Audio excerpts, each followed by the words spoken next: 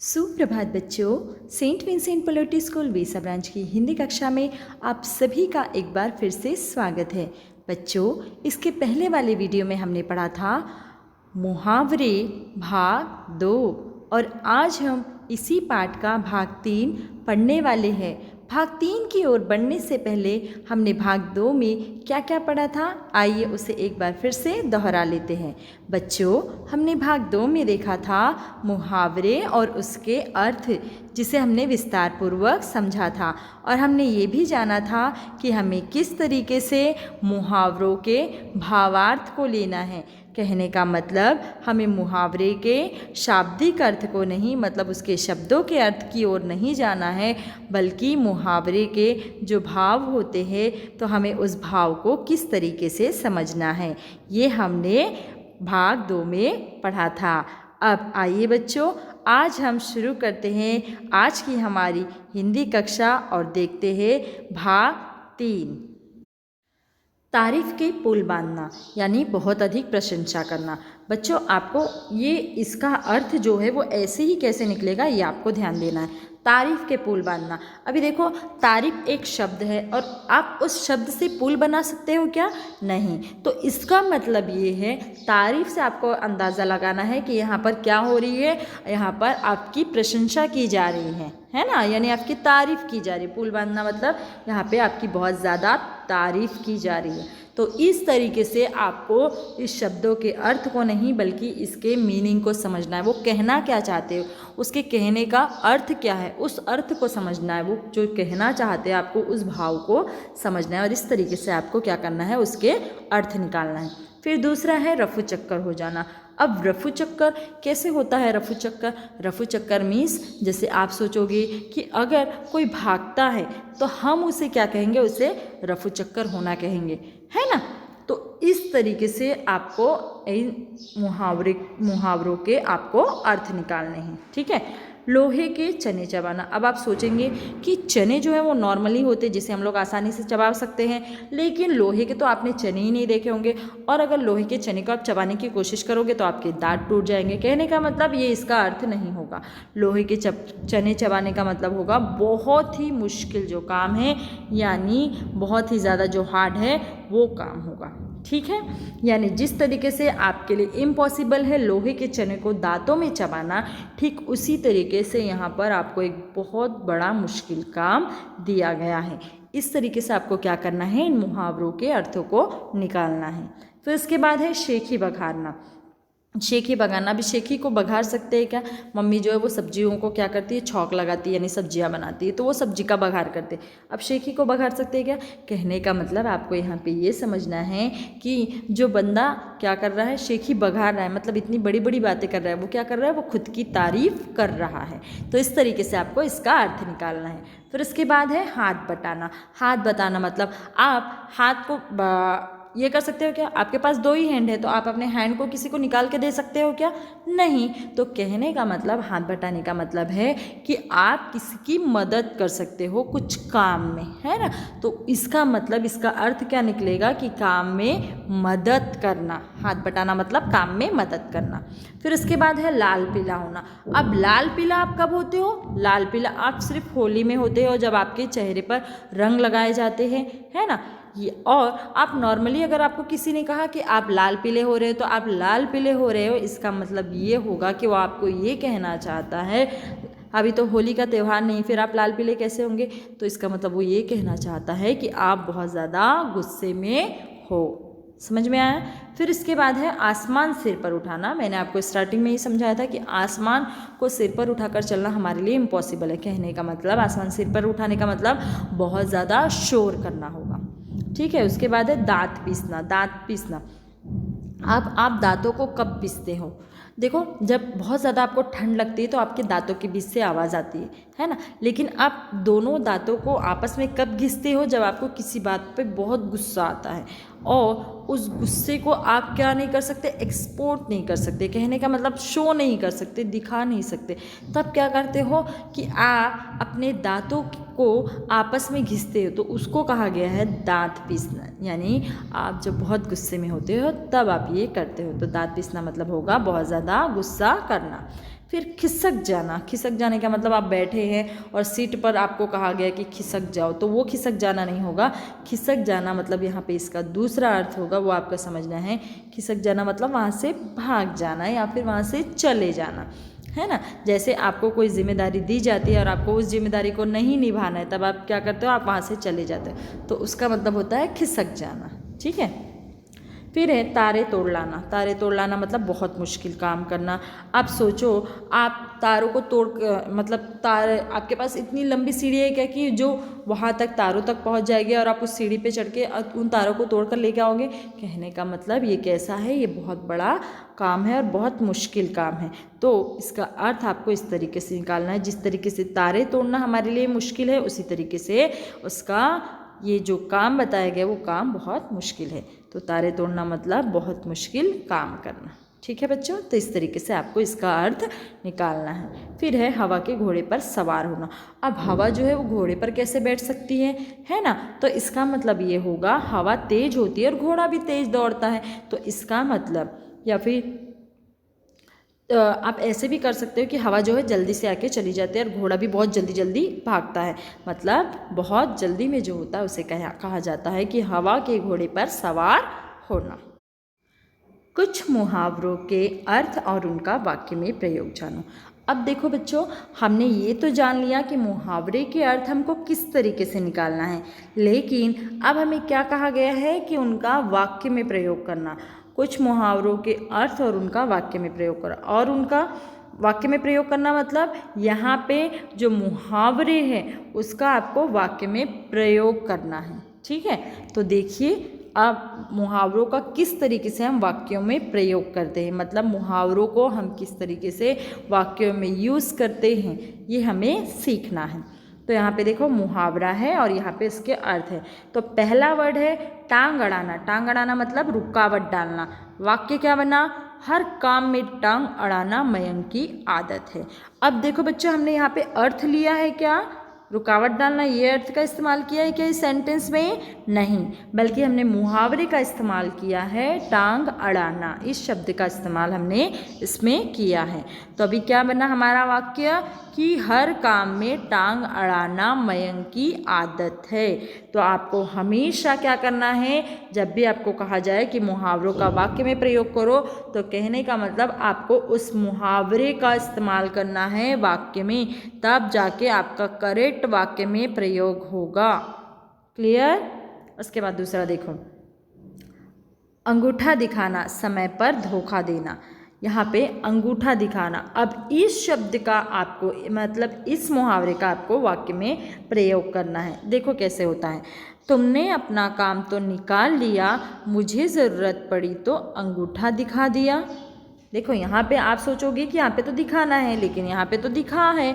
तो यहाँ पे आपको वाक्य के अनुसार क्या है, इस क्रिया को बदल सकते हो। मतलब ये जो आपके मुहावरे वाले शब्द है उसमें थोड़े बहुत आप चेंजेस कर सकते हो, ताकि आपका वाक्य जो है वो बिल्कुल सही बने।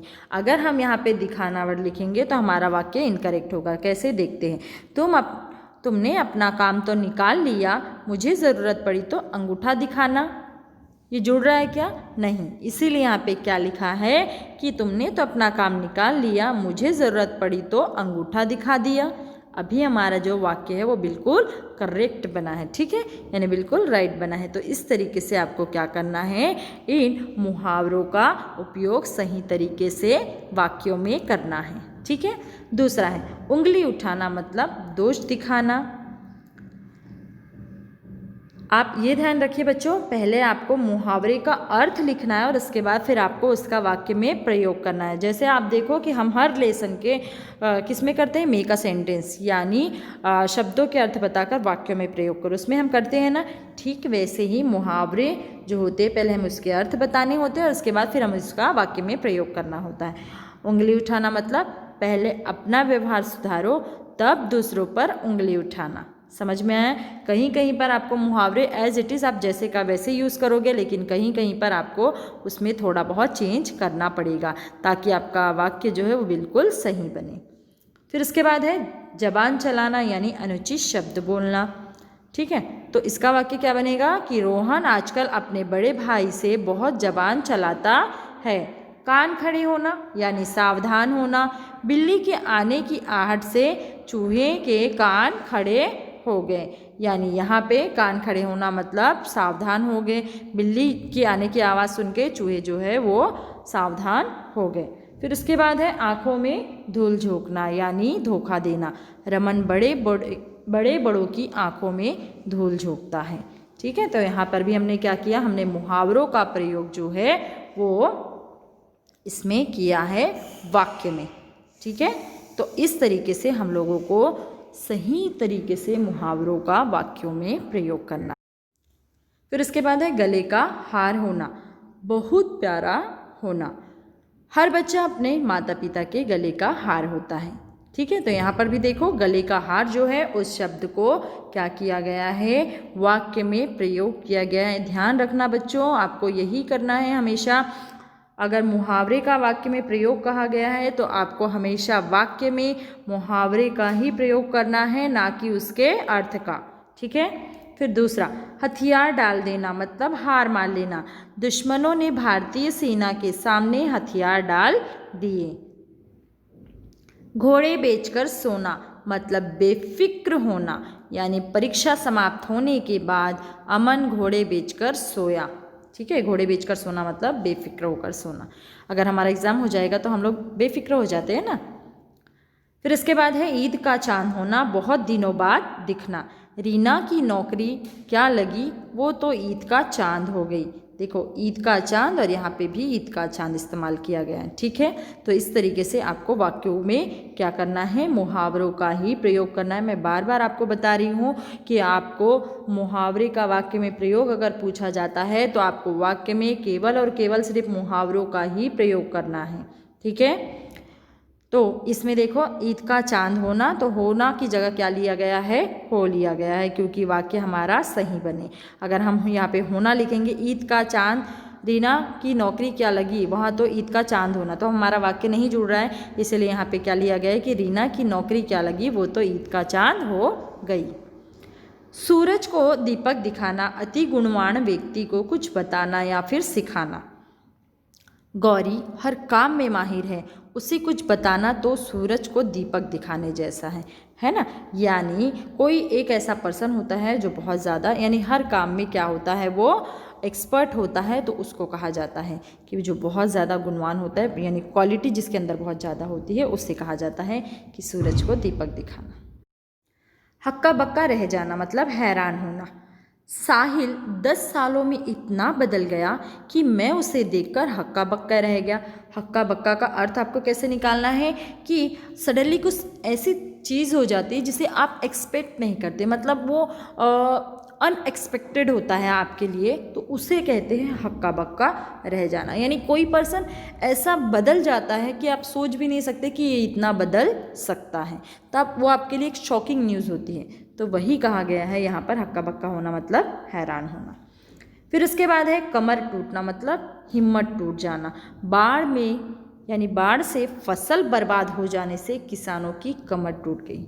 ठीक है, यानी कमर टूटना मतलब किसानों की एक सबसे बड़ी जो ताकत है वो है उनकी ज़मीन और उनकी फसल। अगर यही ना रहे तो फिर किसान तो ऑब्वियसली ऐसे ही टूट जाएगा, है ना। तो इसे कहा गया है कि कमर टूटना मतलब हिम्मत टूटना।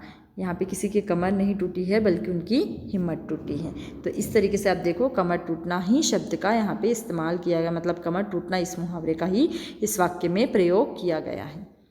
उल्लू बनाना मतलब बेवकूफ़ बनाना। गोपाल को उल्लू बनाना बहुत कठिन है, वह सब कुछ पहले ही समझ लेता है। उल्लू बनाना यहाँ पे भी हमने उसी मुहावरे का प्रयोग किया है। हाथ पाँव फूलना मतलब घबरा जाना। सांप को देखकर डॉली के हाथ पाँव फूलने लगे। ये देखो यहाँ पे भी हमने मुहावरे का ही प्रयोग किया है। ठीक है, धुन का पक्का होना, किसी कार्य को पूरा करके ही छोड़ना। करीम तबला बजाना सीख कर ही रहेगा, वह धुन का पक्का है। देखो यहाँ पर भी हमने मुहावरे का ही प्रयोग किया है। आंखें भर आना, आँखों में आंसू आना। पीहू को छात्रावास भेजते समय माता पिताजी की आंखें भर आई। ठीक है, आंखें भर आना और यहाँ पे आंखें भर आई। हवा से बातें करना, ये शब्द हमने देख लिया था, ठीक है, यानी बहुत तेज़ दौड़ना। अब है बाएं हाथ का खेल होना, यानी बहुत आसान काम। अंक गणित के सवाल हल करना तो मेरे बाएं हाथ का खेल है। तो यहाँ पे देखो ये मुहावरे, बाएं हाथ का खेल, और यहाँ पर भी बाएं हाथ का खेल। इसके बाद है लाल पीला होना। लाल पीला होना हमने देखा था बच्चों, मतलब बहुत गुस्सा आना होता है। इसका वाक्य में प्रयोग देखो, मदन के हाथ से कीमती सामान टूटने पर माँ लाल पीली हो गई। ठीक है, यानी देखो लाल पीला होना उसी मुहावरे का यहाँ पे प्रयोग किया गया है। मुंह में पानी आना यानी ललचाना। रसगुल्ले देखकर प्रवीण के मुंह में पानी आ गया। देखो मुंह में पानी आना, और यहाँ पर भी वही शब्द है, मतलब वही मुहावरे हैं। कान पर जू ना रेंगना यानी असर ना होना। कितना भी समझा लो, राजू के कान पर जू नहीं रेंगती। ठीक है, यहाँ पे कान पर जू ना रेंगना, और यहाँ पर भी कान पर जू नहीं रेंगती। ठीक है, वाक्य में मैंने आपको बताया है कि वाक्य के अनुसार ये जो आपके मुहावरे वाले शब्द हैं वो क्या होते हैं, वो बदलते हैं। अपने मुँह मियाँ मिट्ठू बनना यानी अपनी प्रशंसा खुद अपने ही मुंह से करना। इरफान तो आजकल अपने मुँह मियाँ मिट्ठू बनने लगा है, मतलब अपनी ही तारीफ बहुत ज़्यादा करने लगा है। तो बच्चों, आज की हमारी हिंदी की कक्षा यहीं पर समाप्त होती है। आशा करती हूँ कि मुहावरे आपको बहुत अच्छे से समझ में आए होंगे। आपको ये बहुत अच्छे से समझ में आया होगा कि मुहावरे के शब्दों के अर्थ को नहीं, बल्कि उसके भाव के जो अर्थ हैं, मतलब वो क्या कहना चाहता है, उस अर्थ को आपने बहुत अच्छे से समझा होगा, और इसके बाद उसका वाक्य में प्रयोग करना भी आपने बहुत अच्छे से समझा होगा। तो आपको मुहावरे ये बहुत अच्छे से समझ में आया होगा, मैं यही आशा करती हूँ। और आज का आपका गृह कार्य ये है कि आपको मुहावरे और उनके अर्थ के साथ साथ आपको क्या करना है, उनका वाक्य में प्रयोग भी 5 टाइम्स लिखना है। ठीक है, और ये होमवर्क जो है आपको मुझे भेजना है मेरे ईमेल पर। ठीक है, तो इस तरीके से बच्चों यहाँ पर हमारे हिंदी ग्रामर का सिलेबस कंप्लीट होता है। तो अब हम अपनी हिंदी की अगली कक्षा में मिलेंगे, तब तक के लिए थैंक यू, धन्यवाद। Stay home, stay safe.